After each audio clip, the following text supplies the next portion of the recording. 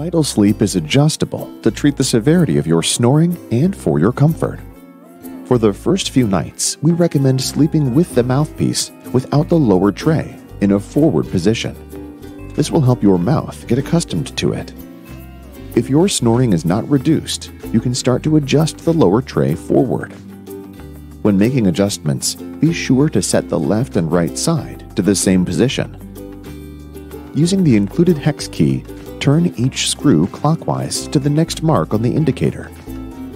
Only advance the lower tray to the minimal forward position that is most effective in treating your snoring condition. With proper use, VitalSleep can help you get the quiet sleep that you deserve.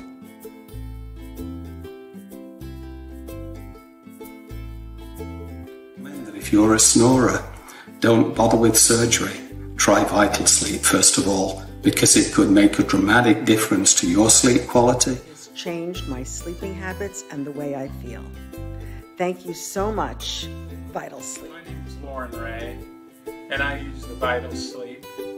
It has been amazing. It has improved my relationship with my wife. I kept her up the whole time we've been together, and now she can sleep. Now she's